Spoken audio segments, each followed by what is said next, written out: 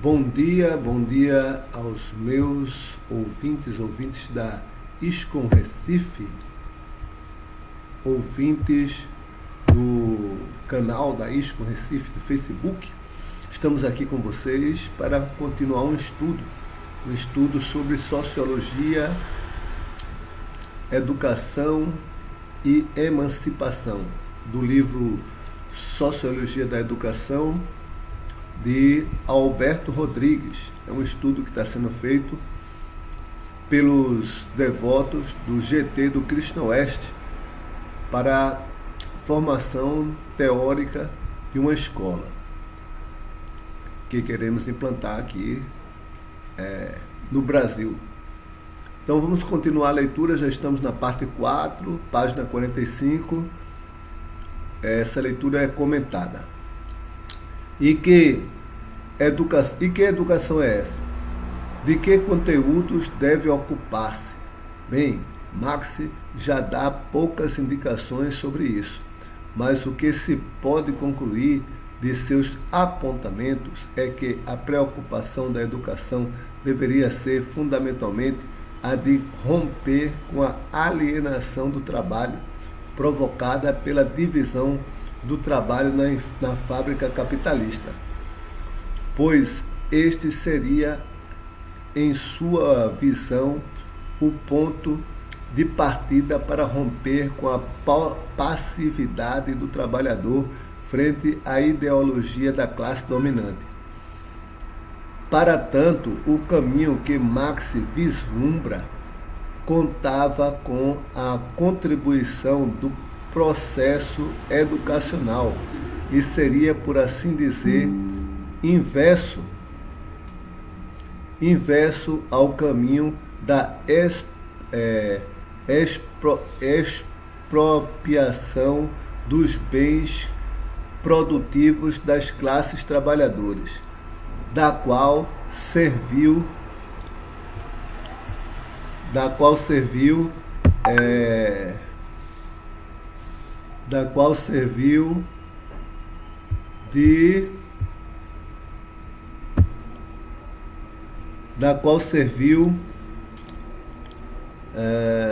deixa eu ver, eu perdi um pouco aqui,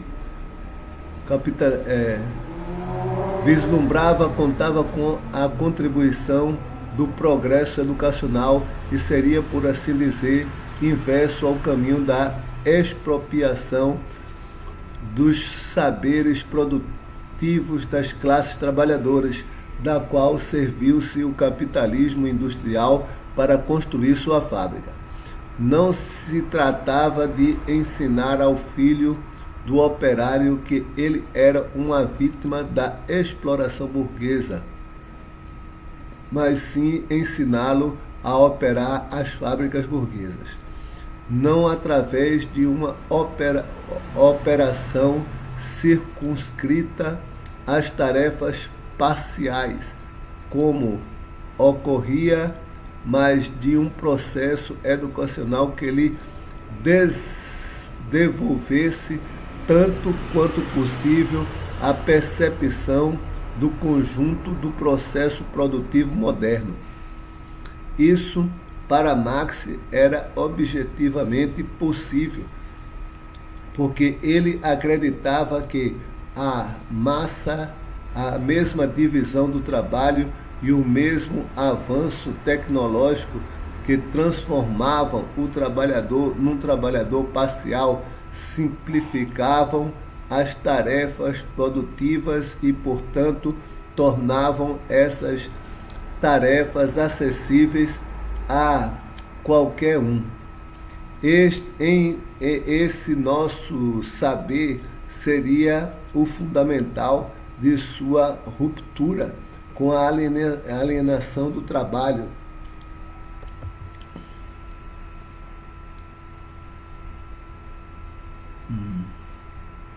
Produtivo moderno. Isso, para Marx, era objetivamente possível, porque ele acreditava que a mesma divisão do trabalho e o mesmo avanço tecnológico que transformavam o trabalhador num trabalhador parcial simplificavam as tarefas produtivas e, portanto, tornavam essas tarefas acessíveis a qualquer um.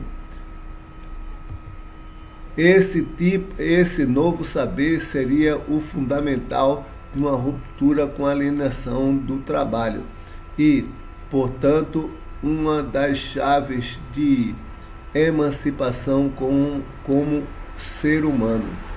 Em outras palavras, nenhum conteúdo educacional doutrinário mudaria a visão de mundo dos filhos dos operários se a educação não lhes desse meios para superar sua condição de trabalhador parcial, capaz de executar uma única tarefa simplificada, ditada pelas exigências do capital.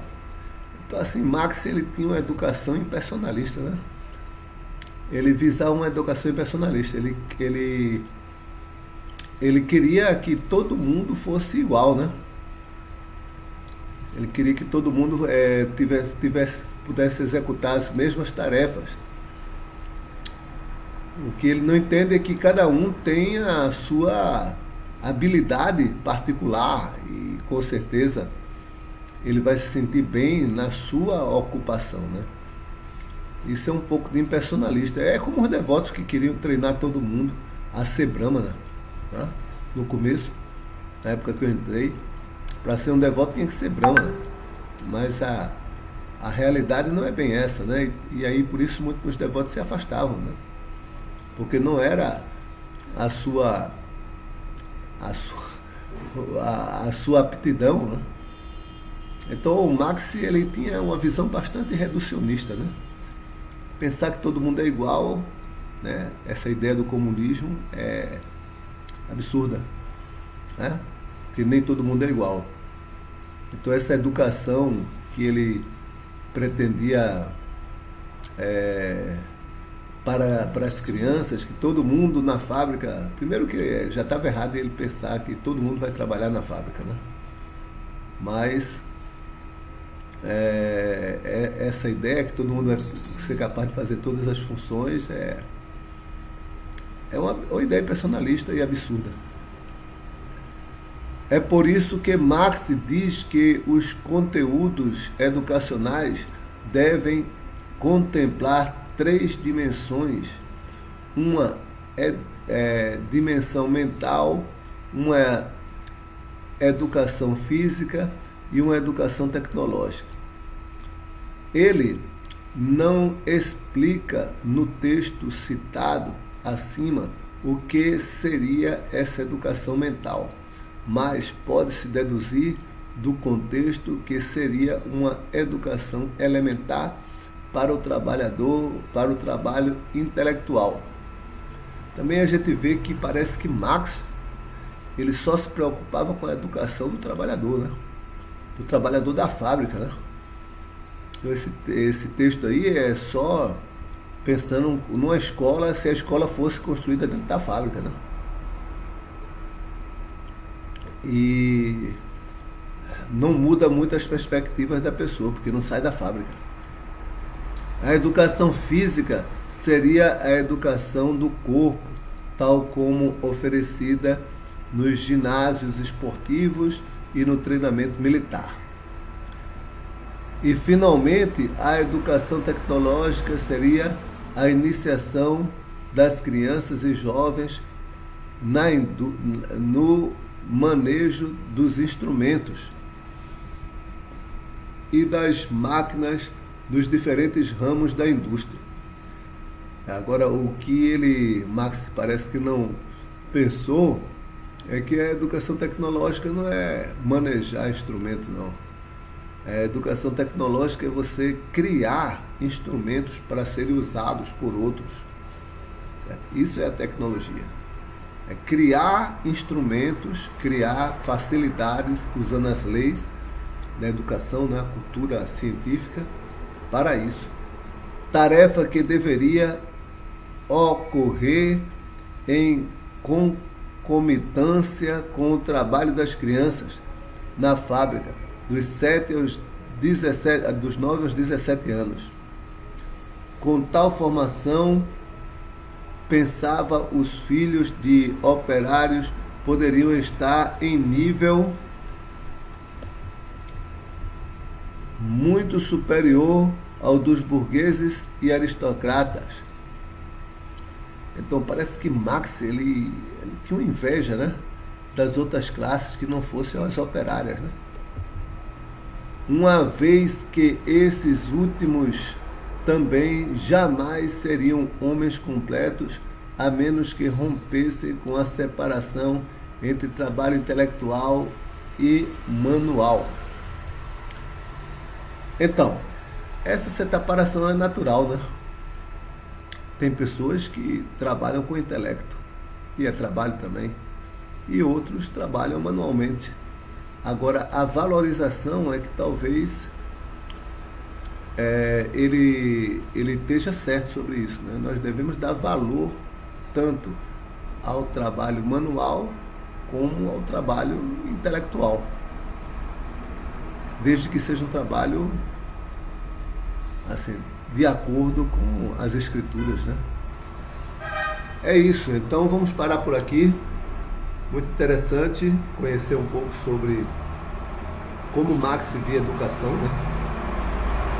E vamos usar isso aí no nosso estudo da formação da Escola Krishna Oeste. Hare Krishna, então vamos dar uma olhada aqui no Facebook rapidinho, só para ver se tem alguém ao vivo. Mas eu acho que não, porque não tem nenhum comentário aqui no chat. Não tem. Jai, Hare Krishna, bom dia a todos. E amanhã, hoje mesmo, então, porque ontem eu não fiz a leitura, talvez mais tarde eu faça outra leitura para compensar o dia de ontem. Então, bom dia, até mais. Vou colocar no canal do YouTube, quem quiser pode ver lá também.